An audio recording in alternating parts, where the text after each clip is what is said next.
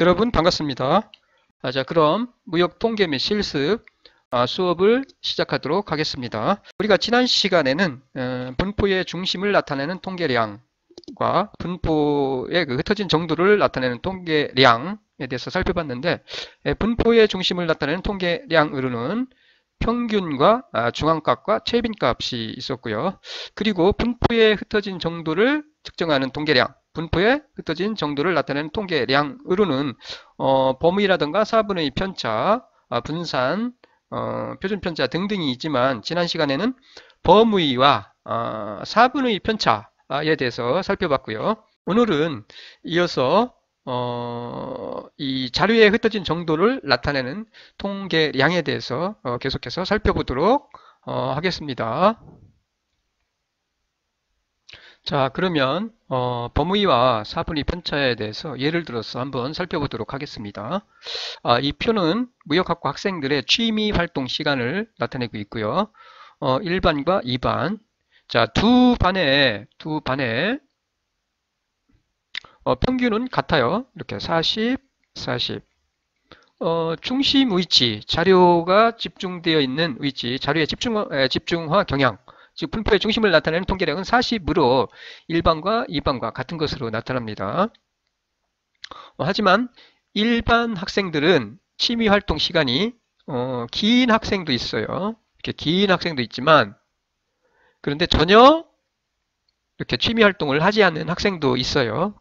반면에 일반 학생들은 대체적으로 어떻게 모두 어느 정도 취미 활동을 하고 있다는 것을 우리가 알 수가 있습니다. 자, 이와 같이 어떻게 평균이 같더라도 요 각각의 그룹에 포함된 그 값들의 추세가 다를 수 있다는 얘기입니다. 이처럼 산포들은 이러한 것들을 파악하기 위한 그러한 중요한 정보를 제공을 해줍니다. 그래서 범위나 4분의 편차 등등을 통해서 우리가 그 그룹에 포함된 값들의 추세, 그 흩어진 정도를 파악할 수 있다는 얘기고요. 자, 한번 범위를 볼까요? 1반과 2반. 1반과 2반 보시면은 최소값과 최대값의 그 거리 차이니까 범위가 1반은 95.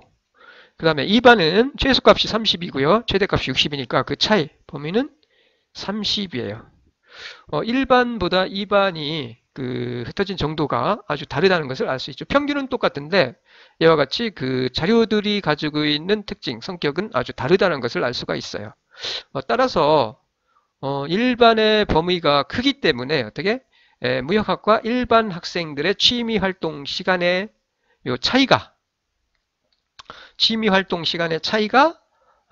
2반에 비해서 매우 크다고 판단을 할 수가 있겠습니다.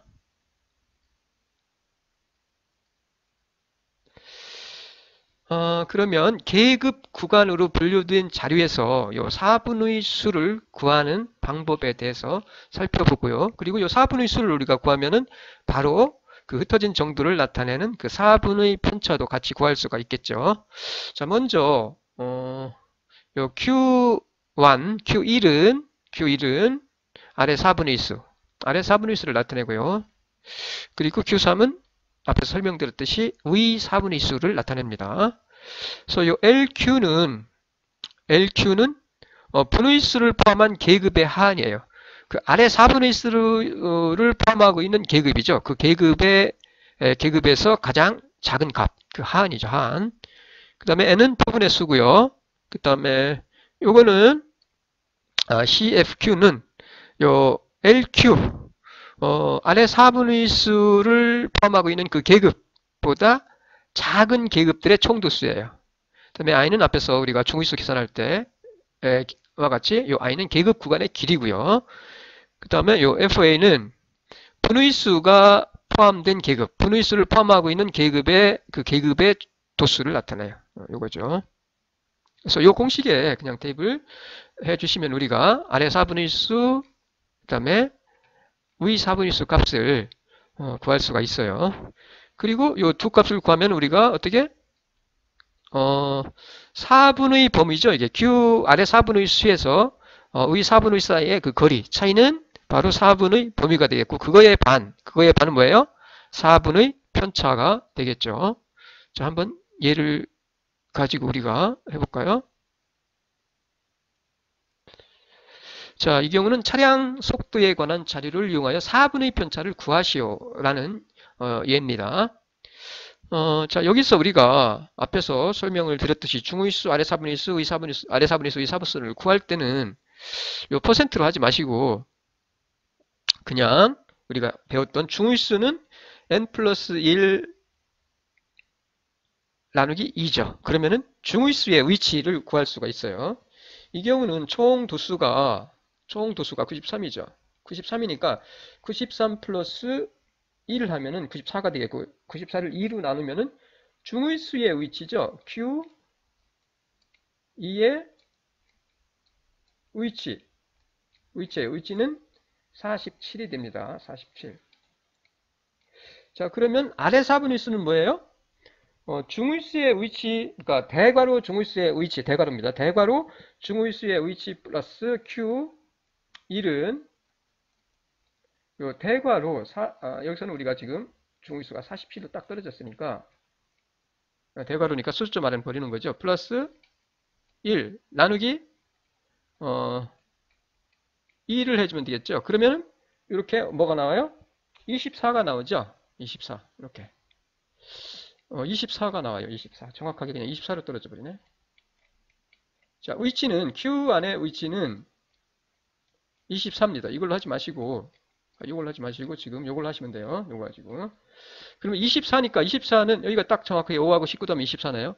그러니까 아래 4분의 수의 위치는 여기에 속하죠. 여기에 속합니다. 이 계급에. 지금 뭐예요? 요 계급의 중앙값은 86이고요. 여기 중간에 요 계급의 중의수는 중앙값은 어쨌든 중앙값이 중의수죠. 그러니까 요 계급의 중앙값이 86. 요 계급의 아래 4분의 수는 위치합니다. 요 계급의 위치예요. 그리고 요 계급의 하한은 얼마? 가장 작은 값은 81.6. 이렇게 되죠. 하한. 그 다음에 총도수는 93. 그냥 요 공식에 대입해 주면 돼요. 그리고 4로 나누시면 되고요. 4분의 수니까 이거는.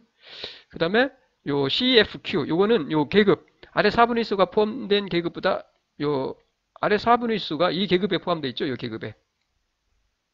계급에 아래 4분의 수가 포함이 되어 있습니다. 아래 4분의 수가 요 값이 요 계급보다 작은 계급들이죠. 작은 계급들. 요 밑에 이것보다 작은 계급들이니까 요 밑에 속하는 계급들이죠. 계급들 하나밖에 없는데 그 도수가 몇 개? 5니까 5. 그리고 요 계급 아래 4분의 수가 포함된 계급의 총 도수는 19죠. 19 해서 19 대입해주고 그 다음에 요 계급 구간의 길이는 8.9예요. 그대로 대입해주면은 이와 같이 우리가 아래 4분의 수의 값은 90.15라는 것을 알 수가 있어요. 90.15 90.15가 되겠습니다. 90.15 이렇게 아래 4분의 수 값은 자 됐죠? 아래 4분의 수 값은 이렇게 되고요. 그 다음에 의 4분의 수를 구하는 겁니다. 이번에는 이것도 마찬가지로 요걸로 하지 마세요. 요걸로 하지 마시고 지금 93이니까 의 4분의 수는 중의수의 의 4분의 수의 위치는 Q3의 위치죠. Q3의 위치는 여기다 합시다. 요거의 위치입니다. 요거의 위치 Q3의 위치는 뭐라고요? 요 중의수의 위치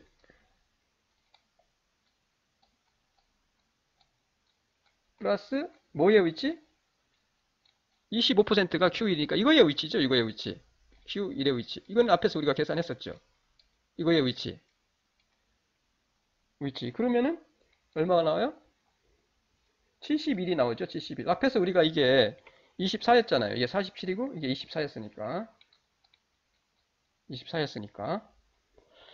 그러면 이게 71이 되겠네. 71. 자, 71은 어디에 속해? 이게 누적이니까 누적 여기까지 53이고 더하면은 여기까지가 79니까 여기에 이 계급에 있네요. 위치 여기에 속하네요. 의 4분의 수는. 즉 요 계급의 중앙값이 104.0인 계급에 속함 있어요. 요 계급에 어쨌든 속해요. 의사분수는 이 계급에 들어있어요. Q3의 값은 위치가 71번째니까 이 순서 나열했을 때 그 기준으로 79번째까지니까 54부터 79까지니까 그 사이에 71이 포함되어 있잖아요. 71번째가 그 값이 의사분수 값이 요 계급에 포함되어 있다는 얘기예요. 요 계급에. 자, 그러면 이제 우리가 그대로 요 공식에 대입해 주면 되겠죠. 93이고 요거는 요 의사분수 값이 포함된 요 계급보다 작은 계급도 하나, 둘, 셋. 요 세 계급의 전체 도수죠. 더하면 53. 대로 53 빼주시면 되고요. 그 다음에 그리고 요거는 뭐예요? 그 의사분위수가 포함된 계급. 요 계급의 도수가 몇 개? 26. 26. 그 다음에 계급 구간의 길이 8.9. 그대로 계산하시면 얼마가 나와?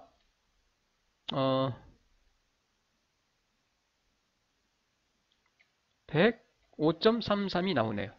그래서 의사분위수 값은 위치는 71번째. 위치는 71번째고 그 다음에 보정값으로 계산하면 우리가 의사분위수의 값은 105.33. 그러면 4분의 2 편차는 우리가 어떻게 요 의사분위수 값에서 아래 4분의 1수 값. 요 4분의 범위죠. 를 반으로 나눠준 게 뭐예요? 4분의 2 편차. 편차는 7.59. 이 경우는 편차는 7.59가 되겠네요. 자, 이렇게 보정해서 구하시면 되는 거고요. 이거 참고로 그냥 참고로 알아두시면 되겠습니다. 자, 그럼 이어서 자리가 흩어진 정도를 나타내는 통계량, 통계값으로서 분포의 흩어진 정도죠. 해서 분산, 이건 분산이에요. 분산에 대해서 살펴볼게요. 분산 뭐 그렇게 어렵지 않습니다. 이거 분산, 이게 분산이에요. 분산.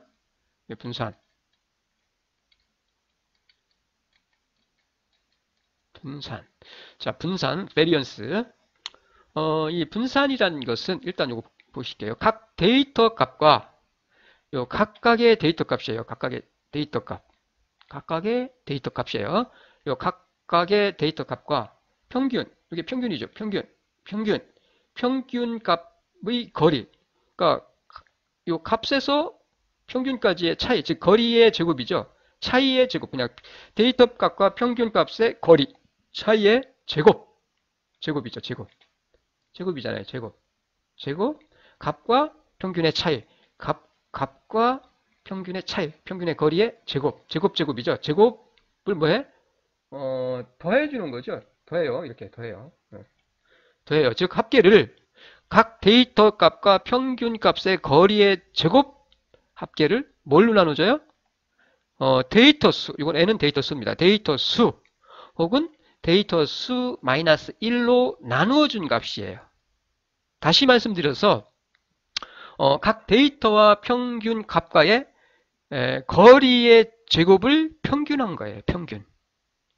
즉 쉽게 말씀드리면은 요 값과 평균 사이의 거리를 우리는 뭐라고 하냐면은 요 값과 데이터 값과의 평균과의 거리, 요거를 다른 말로 더 짧게 표현을 하면은 우리는 이거를 그냥 편차로 기억을 하세요. 편차라고 하면은 값과 뭐예요? 평균과의 차이를 편차라고 한다. 라고 생각하시면 돼요. 편차. 이게 편차가 각각의 값들의 편차가 되겠죠. 뭐예요? 편차 제곱의 평균이에요. 쉽게 말씀드리면. 편차에 요거를 제곱해서 평균 낸 게 뭐야? 분산이에요. 분산. 의미는 뭐예요? 흩어진 정도를 나타내요. 자료에 흩어진 정도를 나타내는 통계량입니다. 요게 분산이. 그러니까 편차 제곱의 합을 뭘로 나눠줘요? 데이터 수로. 자, 편차의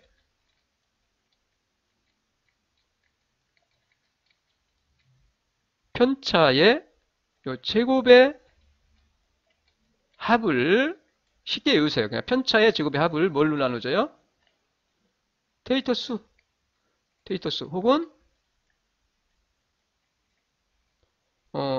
혹은 데이터 수 마이너스 1. 데이터 수 마이너스 1로 나눠준 것이 뭐냐면 분산이에요. 분산. 요 시그마 2승은 모분산을 나타내고요. 그 다음에 S2승은 표분 분산을 나타내요. 표분 집단에서 표분에서 분산을 계산한 거고, 요거는 모집단에서 분산을 계산한 거예요. 그러니까 데이터 수 혹은 데이터 수 마이너스 1. 그러니까 표분 분산일 때, 그러니까 표분일 경우에 우리는 분산을 구할 때 요 데이터 수 마이너스 1로 나눠주면 돼. 뭐예요? 편차 제곱에 뭐예요? 합을, 편차 제곱의 합을 뭘로 나누죠? 데이터 수 마이너스 1로 나눠주면 그게 뭐냐면 표본 분산이 됩니다. 다시 말씀드립니다. 의미는 자리가 흩어진 정도를 나타낸다 라는 거 기억해 주시기 바랍니다. 어렵지 않아요. 그러니까 편차 제곱의 합을 뭘로 나죠? 데이터 수 마이너스 1로, 데이터 수로 혹은 데이터 수 마이너스 1로 나눠주면 그게 바로 분산이다. 즉 자리가 흩어진 정도를 나타내는 통계량이다 라고 우리가 기억을 해 주시면 될 것 같아요. 자, 그런데 요 관측치가 관측한 값이죠. 관측한 값이 뭐예요? 도수 분포표로 이렇게 정리되어 있는 경우가 있어요. 요 값들이 각각의 값들이에요. 이게 하나가 아니라, 이게 하나면 이거 뭐 신경 쓸 거 없는데, 이게 계급 도수로 이게 하나가 아니라 뭐 2개, 뭐 4개, 뭐 10개, 뭐 이런 식으로 그 값이 중복되는 경우죠.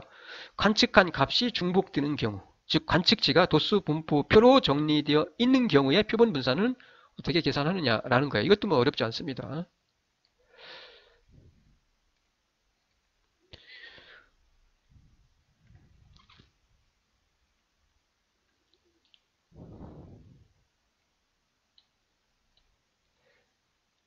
이 경우는 잠깐만요. 자, 이 경우는 보시는 바와 같이 이렇게 하시면 돼요. 뭐 어려울 거 없어요. 그냥 단지 아까는 앞에서 우리가 하나만 있을 경우는 요 값이 하나만 있을 경우는 그냥 편차 제곱의 합을 데이터 수 마이너스 1로 나눠주면 됐는데, 그게 아니라 이 경우는 요게 아까 말씀드렸듯이 요 값들이 각각의 관측 값들이 하나가 아니라 뭐 여러 개일 경우에는 요 편차 제곱 있죠. 일단 편차 제곱을 구한 다음에, 그 다음에 그 값이 있죠. 이 경우죠. 요 편차 y1에서 뭐예요? 평균을 빼주죠. 그렇게 편차가 되겠죠. 요 편차. 그 편차를 제곱한 다음에 요 y1의 값이 몇 개냐? 2다. 그러면은 2를 곱해주면 돼요. 여기다가. 이렇게. 마찬가지로 요것도 YK죠. YK에서 평균을 빼줘요. 그럼 편차가 되겠죠. 편차가 됩니다. 편차 제곱이죠. 거기다가 도수.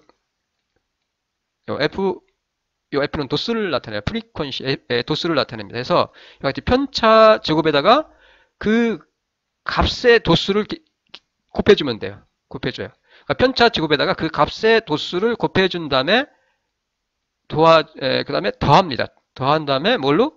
데이터 수 마이너스 1로 나눠주면은 표본 분산을 구할 수가 있어요.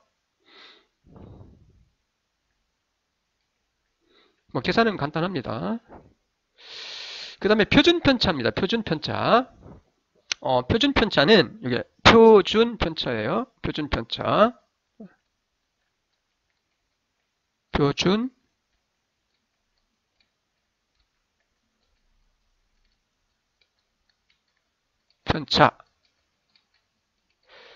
표준 편차. 자, 표준 편차는 아주 간단해요. 앞에서 우리가 구한 어떤 거?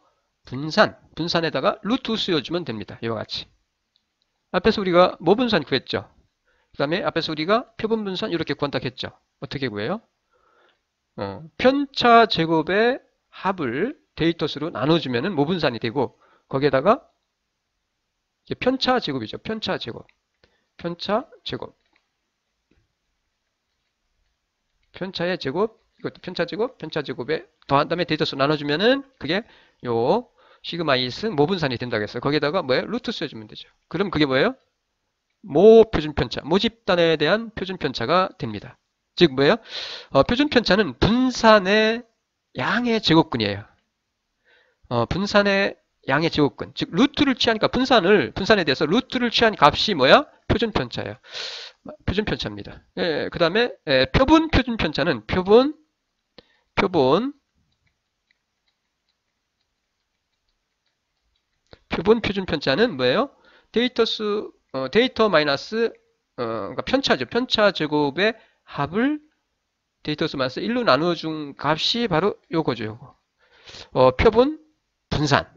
거기다가 루트 쓰여준 거죠. 이렇게 루트 쓰여주면 뭐예요? 그게 표본 표준 편차가 됩니다. 의미는 똑같아요. 분산도 흩어진 정도를 나타내죠. 표준 편차도 마찬가지로 자료에 흩어진 정도를 나타내는 통계량이다 라고 이해를 하시면 될 것 같습니다.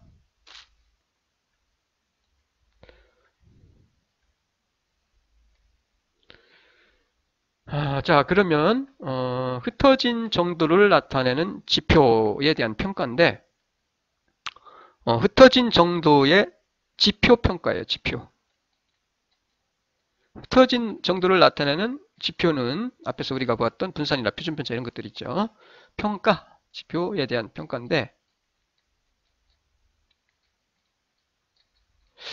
기본적으로 우리는 어떻게? 상대평가입니다. 상대적으로 평가를 해요. 비교해서. 그 크기를 비교를 합니다. 크기를. 절대적으로 평가하지 않아요. 상대평가입니다. 상대평가. 상대평가예요. 상대. 기본적으로 상대평가라 한다. 기본적으로. 절대평가 안 해요. 그러니까 절대평가하는 경우는 거의 없어요. 거의 없습니다. 절대평가하는 경우는 거의 없어요. 기본적으로 절대평가한다. 어떻게? 비교해요. 그 크기를. 그리고 클수록 그 값이 클수록 흩어진 정도가 크다라는 거죠. 흩어진 정도가 크다라고 우리가 판단할 수가 있어요.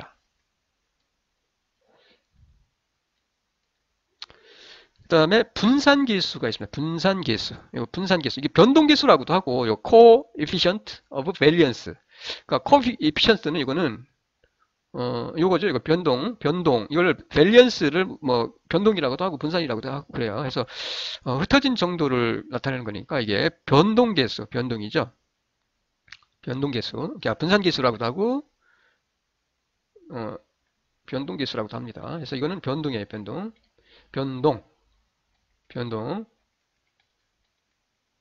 혹은 분산계수. 이렇게 변동. 그래서 몇 개의 표준 편차를 서로 상호 비교를 하고자 할 때, 그러니까 표준 편차를 몇 개를 갖다 우리가 비교할 때 어떻게 절대 수치보다는 상대적인 수치, 즉 상대적인 분산도가 필요한 경우가 있어요. 그냥 물론 비교 가능합니다. 표준 편차를 몇 개를 서로가 그 크기를 가지고 비교할 수가 있는데 그런데 크기만 가지고 비교를 할 수 없는 경우도 있어요. 네, 그런 경우 어떻게 상대적인 분산도, 상대적인 변동 계수를 가지고 우리가 판단을 합니다. 흩어진 정도에 대해서. 자, 그럼 상대적 분산도를 측정하는 방법 중에서 하나가 뭐냐면은 이 분산 계수, 변동 계수예요. 분산 계수, 변동 계수입니다. 변동 계수. 자, 변동 계수, 분산 계수란 뭐냐? CV 줄여서 CV라고 하는데 coefficient of variance에서 CV 변동계수, 분산계수는 뭐예요? 표준편차. 이건 표준편차죠. S는 표준편차를 뭘로 나누죠? 평균으로 나누어 줌으로써 우리가 이 분산계수를 계산할 수가 있어요. 그래서 요거에 의해서 어떻게? 실질적인 데이터의 흩어진 정도의 크기를 상대적인 크기예요. 이 흩어진 정도의 상대적인 크기를 평가할 수 있다는 얘기예요. 즉 뭐예요? 실질적인 데이터의 흩어진 정도의 크기를 평가하는 척도. 척도가 바로 퍼센트를 표시하는데 분산계수입니다. 분산계수예요. 분산계수. 그 각각의 값들이 그 측정한 값들의 그 차이가 큰 경우죠. 큰 경우 혹은 측정한 그 단위가 서로 다른 경우에 그런 그룹 사이에 그 비교를 할 때 우리가 이 분산계수를 사용을 합니다. 분산계수를. 자, 예를 들어서 한번 볼게요.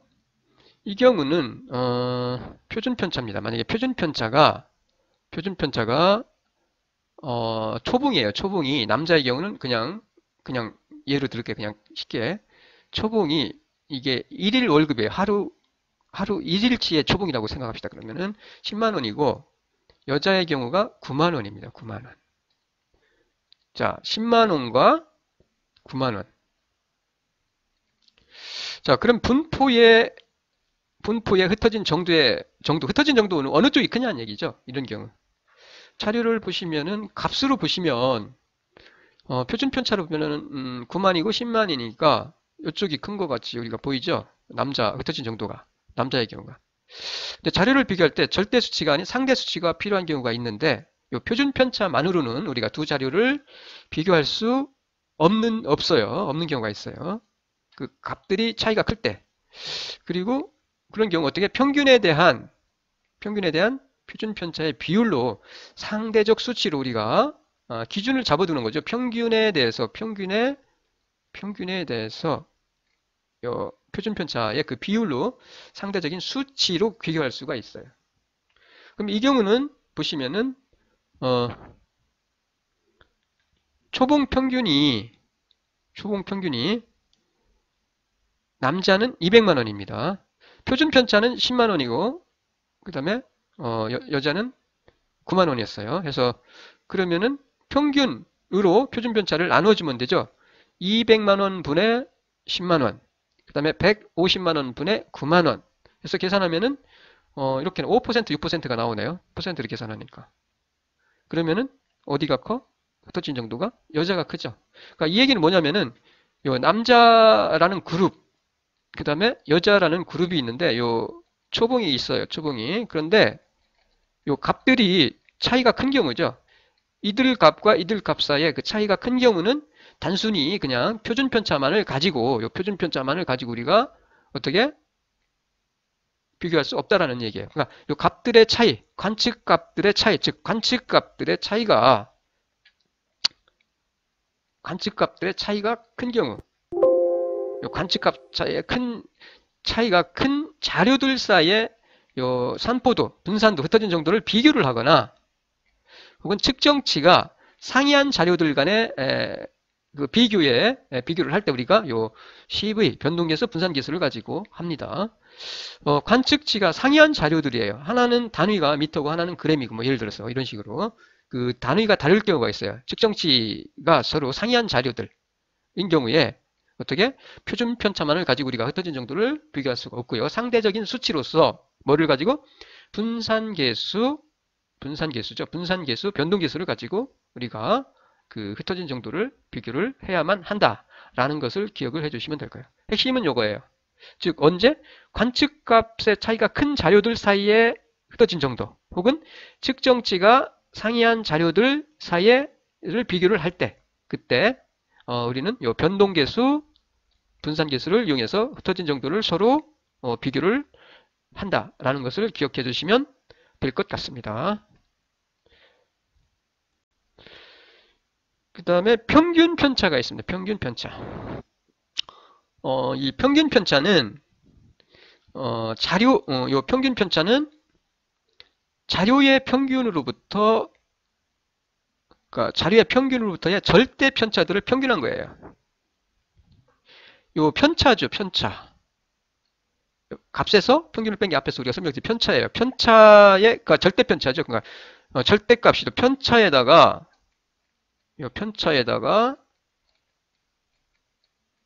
앞에서 우리가 분산을 구할 때는 편차 제곱이었는데 그게 편차 제곱이 아니라 이번에는 절대값이에요. 절대값. 편차의 그 절대 편차죠. 절대 편차죠. 그러니까 이게 편차를 절대한 거니까 이게 뭐예요? 절대 편차죠. 이 절대 편차를 더해서 데이터수로 나눠준 거니까 뭐예요? 절대 편차들을 평균한 값이 평균 편차가 되는 거죠. 이렇게 돼요. 그래서 평균 편차. 자, 국어, 영어, 수학, 과학 등 4과목이 있어요. 시험 성적을 받은 결과 각각 값들이 95, 75, 85, 87, 79라고 했을 때, 자, 각각의 값들이 75, 85, 87, 79예요. 이게 뭐예요? 국어, 영어, 수학, 과학이에요. 4과목. 국어, 영어, 수학, 과학. 국어, 영어, 수학, 과학. 국어, 이게 국어. 영어, 수학, 과학. 입니다. 그래서 평균이 구하면 이때 82예요. 평균이. 그러면 값에서 편차, 절대 편차 구하면 되죠. 값에서 평균 빼주고, 요 값에서 평균을 빼줘요. 값에서 평균 빼고, 값에서 평균 빼고, 값에서 평균 빼고. 그럼 이게 뭐예요? 절대 편차가 되겠죠. 절대 편차. 국어의 절대 편차, 영어의 절대 편차, 수학의 절대 편차, 과학의 절대 편차. 4개니까 데이터 수 나눠주면은, 평균 편차는 4.5점이 됩니다. 평균 편차. 절대 편차를 평균한 값은 4.5점이 돼요. 편차는. 이렇게 구하는 거죠. 그 다음에 표준 편차의 응용입니다. 응용. 분산이나 표준 편차는 그 자체가 중요한 통계값입니다. 하지만 다양한 응용이 가능해요. 그 대표적인 예가 바로 표준화예요. 표준화. 이거는 뒤에서 아주 중요한데 표준화. 대표적인 예가 표준화입니다. 아주 중요해요. 표준화는. 의미를 우리가 나중에 다시 설명을 드릴 건데 어쨌든 너무 중요합니다. 표준화는. 그래서 평균, 분산, 단위 등이 서로 다른 데이터를 직접적으로 비교 가능해요. 표준화는 평균이나 분산 혹은 단위 이런 것들이 서로가 다를 경우에 그 데이터를 직접적으로 우리가 비교 가능하다는 얘기죠. 표준화를 통해서. 자, 예를 들어서 대학의 수능 과목에서 국사를 선택한 A군과 국사를 선택한 A군, 그 다음에 세계사를 선택한 B군의 점수는 이렇게 73과 67이에요. 근데 국사의 평균 점수는 60.5점이었고, 그 다음에 세계사의 평균 점수는 59점이었어요. 59점. 그 다음에 표준 편차는 17. 그 다음에 표준 편차는 12. 자, 이때 A군과 B군 중 누가 점수가 좋다라고 말할 수 있을까라는 거예요. 이때 우리가 표준화를 통해서 우리가 비교 가능해요. 이때는. 그래서 A군과 B군 중 누가 더 점수가 좋을까라는 얘기죠. 평균 점수의 차이를 보면은 점수와 평균 점수의 차이는 모두 8이에요. 8점 더 많이 받았죠. 8. 자, A군도 평균이 65인데 73점이고 59인데 8점이죠. 그래서 67점이고 요 차이는 전부 다 어떻게? 8이에요. 8. 그리고 8입니다. 그래서 이 경우에 편차가 큰 과목에서 평균보다 플러스 8점인 거죠. 편차가 큰 과목. 편차가 크죠. 편차가 큰 과목에서 평균보다 플러스 8점. 플러스 8점인 과목은 편차가 작은 과목에서 평균보다 플러스 8점을 받은 것과 비교를 했을 때 과연 어느 쪽이 잘한 것일까라는 얘기죠. 자, 이 경우 어떻게 한다고요? 표준화. 이때 표준화를 통해서 우리가 판단할 수가 있어요. 이 표준화가 이때 매우 유용합니다. 매우 유용해요. 자, 표준화라는 것은 여러 가지 방법이 있지만은 아주 자주 사용되는 방법으로는 변수를 갖다가 어떻게 해요? 평균이 0이 되도록 그리고 표준 편차가 1이 되도록 바꾸어 주는 거예요. 즉 변환해 주는 거예요. 변수를 갖다 어떻게? 평균이 0, 표준 편차가 1이 되도록 이렇게 바꿔줘요. 자, 평균이 0, 표준 편차가 1로 표준화를 하면은 그 표준화된 각 표본의 값을 우리는 자, 표준화를 하거든요. 그러면 그 각 표본의 표준화된 각 표본의 값을 우리는 표준 점수, Z 점수라고 해요. Z점수, 표준 점수라고 합니다. 그래서 요거를 어떻게 구하느냐? 표준 점수는 표준화를 한 점수예요. 그 값에서 평균을 빼줘요. 각각의 값이죠. 그 개별 표본값, 그 다음에 그 그룹의 평균을 빼주는 거죠. 그리고 뭘로 나누죠? 그 그룹의 표준 편차, 표본의 표준 편차로 나눠져요. 즉 편차를 표준 편차에 점하는 비중이죠. 그러니까 표준 편차 분의 편차를 표준 편차로 나눠준 것이 바로 표준 점수가 됩니다. 자, 이렇게 우리가 변환을 해주면은 요 값들이죠. 요 값들. 요 표준 변수의 값들이 어떻게 되느냐? 이거의 값들은 분자는 뭐예요? 모든 변수의 평균을 0으로 해주기 위한 거예요. 이거는. 이거죠. 요거는 분자는 모든 변수의 평균을 갖다가 0으로 해주기 위해서 이렇게 하는 거고요. 그 다음에 분모, 요 표준 편차죠. 나눠주는 거죠. 이거는 분모는 모든 변수를 어떻게?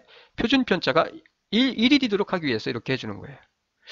이렇게 우리가 변환을 해주면은 요 표준 점수죠. 이렇게 각각 그 값들을 갖다 표준 점수 변환을 해주면은 이 그룹의 이 집단의 평균은 0이 되고 그 다음에 표준 편차는 1이 됩니다. 1. 쉽게 말해서 표준화는 뭐예요? 평균이 0, 표준 편차가 1이 되도록 변환해 주는 거예요. 자, 그러면 A군의 표준 점수는 A군의 국사 점수, 그 다음에 국사의 평균, 국사 표준 편차, 그 다음에 B군의 표준 점수는 B군의 세계사 점수, 세계사 평균, 세계사 표준 편차로 나눠주면 되겠죠.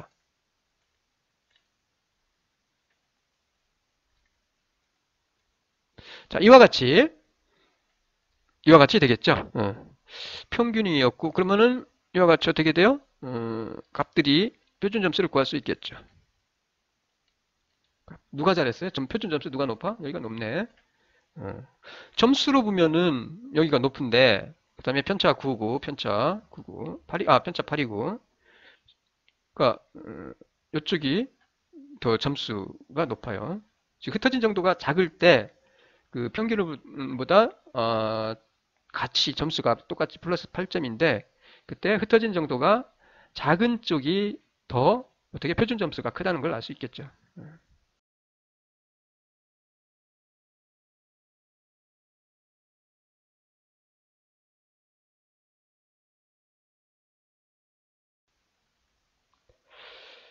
그 다음에 지금까지 설명드렸던 것들에 대한 분산, 표준 편차 이런 것들 연습을 한번 해볼게요. 요 표는 같이 한번 해봅시다. 이거는 자 보세요. 이거는 제조회사의 생산 과정에서 발생한 주당 1주째 불량품이 2개, 그 다음에 35주를 집계한 거예요. 1주째부터 35주까지. 35주.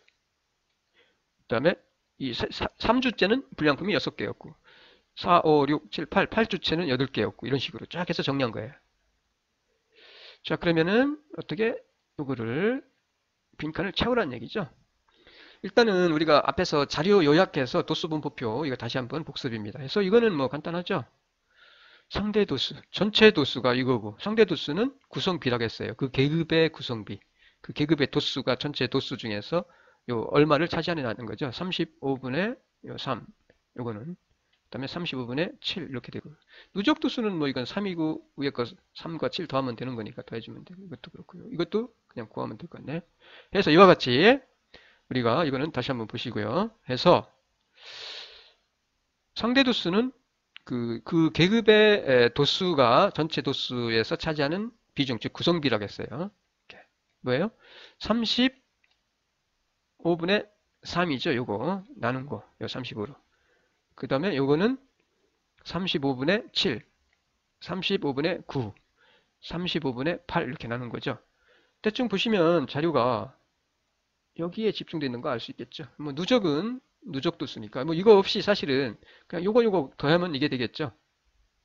요거 그다음에 요거 더하면 이게 되겠죠. 요거 해도 되고 뭐 이거 그냥 이거 더하면 되니까 요거 더하면은 요 값이 되겠죠. 요거 더하면 요 값이 되겠죠. 그러면 이 값과 요거를 더하면은 이제 요 값이 되겠죠. 이렇게. 그 다음에 요 값과 요거 더하면 되겠죠. 값이 되겠죠. 아니면은 그냥 누적이 나와 있으니까 35분의 3, 35분의 10, 35분의 19 이렇게 해도 돼요. 물론 뭐 이게 없으면 그냥 요거 가지고 누적 상대수 구하면 되고요. 그래서 불량품이 4개 그러니까 54%가 요 정도 되네요. 누적으로 보니까.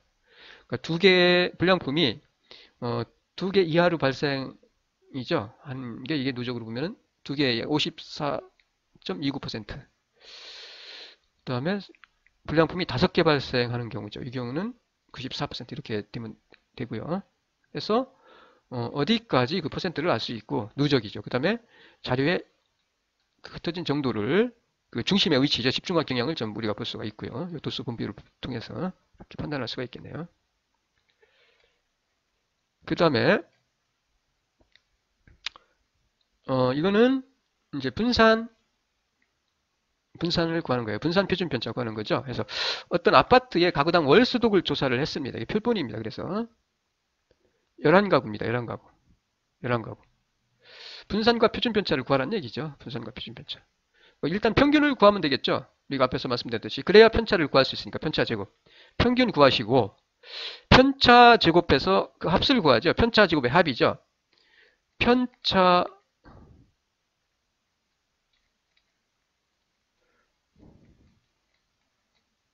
평균 뺀 게 편차 제곱의 합을 구해서 이거 더합니다. 합을 구해서 데이터 수 마이너스 1로 나눠주면 되겠죠. 그러면은 우리가 분산 표준 편차 구할 수 있겠죠. 자, 그럼 일단 평균을 구하면은 평균은 그대로 그냥 쫙 더한 다음에 그 값들을 구하시면 돼요. 값 쫙 더한 다음에 데이터 수로 나눠주면 돼요. 230이 나왔습니다. 평균은.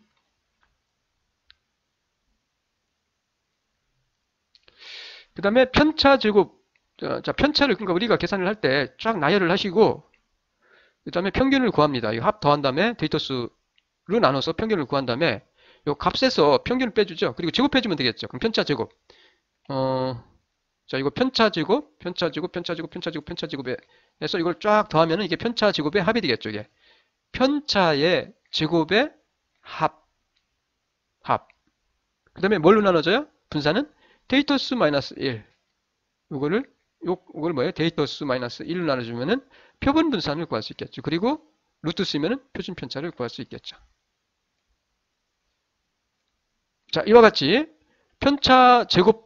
편차를 제곱합니다. 그리고 이거 쫙 더하면은 이렇게 나와요. 그리고 n-1, 11이니까 11-1 나눠주면은 이렇게 되겠죠. n-1로 나누어서 제곱을 구하면 되겠죠. 자, 그럼 분산은 요 편차 제곱의 합이 요게 되겠죠. 합을 뭘로 나눠줘? 데이터 수 마이너스 1로 10으로 나눠주면 되겠죠. 그리고 그러면은 분산이 됩니다. 분산 요 값이 되겠네요. 분산 요 안에 있는 거.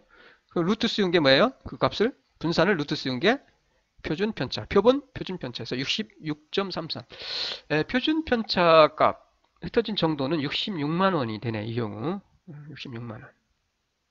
됐죠? 뭐 간단합니다. 편차 제곱의 합을 뭐라고요? 편차 제곱의 합을 데이터 수 마이너스 1로 나눠주면 그게 바로 표본 분산. 그리고 그 표본 분산을 뭐 한다고요? 표본 분산을 네, 양의 제곱근. 그러면은 표준 편차를 구할 수 있다. 뭐 간단해요. 복잡할 거 없습니다. 그래서 이 경우 이 아파트의 가구당 평균 월 소득은 얼마라고요? 230만 원이고 분산은 이렇게 되고요. 그리고 표준 편차, 이게 빠졌네. 표준 편차, 표본의 표준 편차죠. 표준 편차는 66.33만 원이라고 할 수가 있어요. 흩어진 정도가 꽤 크네요. 소득 격차가 크네. 이렇게 우리가 판단을 할 수가 있습니다. 그 다음에 제조회사의 불량품 수를 가지고 분산과 표준 편차 구하는 거네. 이것도 똑같아요. 분산과 표준 편차를 구하시오.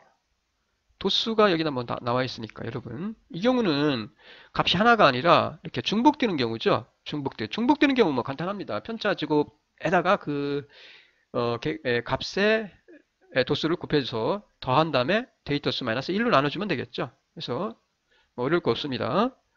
일단 평균 구하고요. 당연히. 그 다음에 편차의 제곱과 도수를 곱하죠.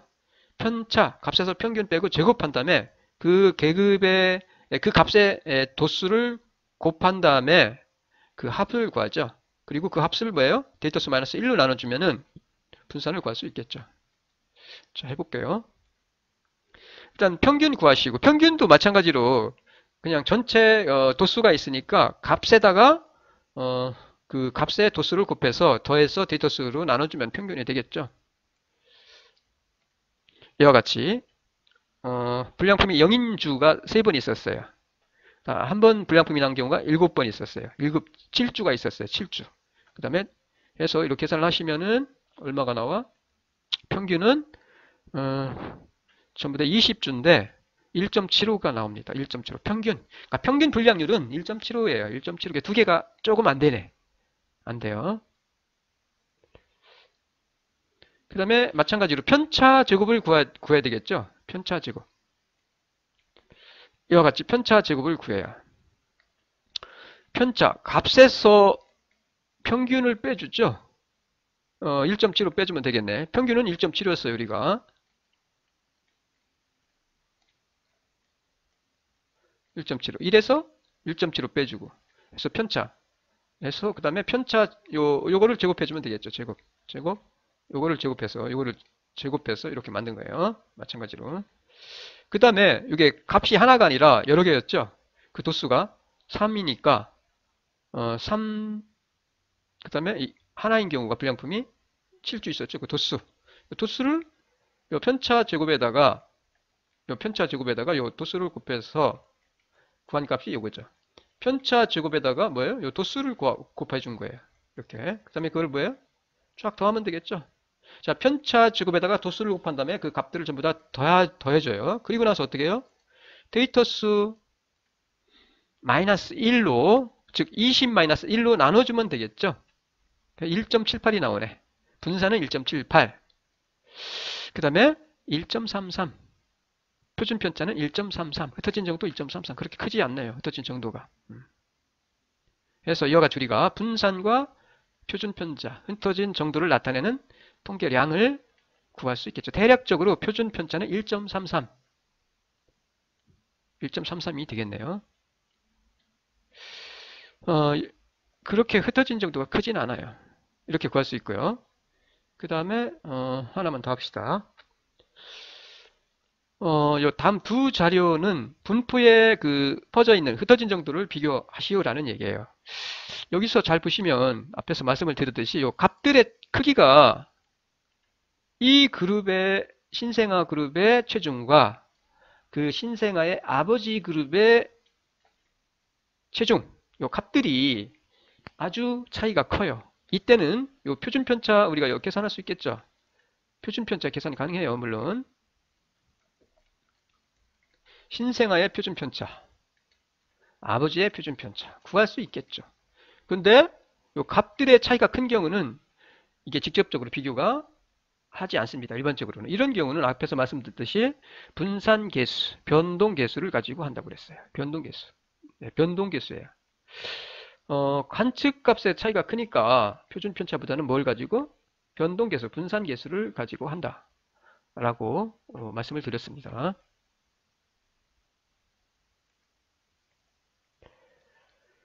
자, 평균을 계산하면 3.5kg이고 신생아의 경우 그 다음에 표준 편차가 0.36이 나와요. 그리고 계산하면 분산 계수가 0.10이 나오고 아버지의 경우는 계산을 하면은 평균이 65.4. 보시면은 그냥 표준 편차만 보면은 흩어진 정도가 여기가 큰 걸로 나오죠. 아버지 그룹이. 이쪽이 그 차이가 크다는 걸 알 수 있죠. 이 그룹이 그 흩어진 정도가 크다는 걸 알 수 있어요. 하지만 앞에서 말씀드렸듯이 이렇게 직접 비교를 이 경우는 그 값의 요 신생아 그룹과 아버지 그룹의 그 값들의 차이가 관측 값의 차이가 크기 때문에 변동 계수를 가지고 한다는 거. 그래서 계산하시면은 이와 같이 이게 아니라 요거라는 거. 이쪽이 더 흩어진 정도가 크다는 거 알 수 있어요. 신생아가. 자, 이 경우 신생아의 체중의 표준 편차는 아버지의 체중의 표준 편차보다 훨씬 작아요. 훨씬 작죠. 0.36밖에 안 되니까. 그리고 여기는 4.39니까. 그런데 CV를 보시면은 이쪽이 더 크다는 거 알 수 있어요. 따라서 이 경우 신생아의 몸무게의 분포가 아버지 체중의 분포보다 상대적으로 더 넓게 퍼져 있다, 흩어져 있다라고 말하는 것이 맞다는 얘기입니다. 이게 맞다는 얘기예요. 즉 아버지 그룹보다 신생아 그룹의 그 자료들의 흩어진 정도가 크다라고 말하는 것이 타당하다라고 말씀을 드릴 수가 있습니다. 그래서 이렇게 우리가 판단하시면 되고요.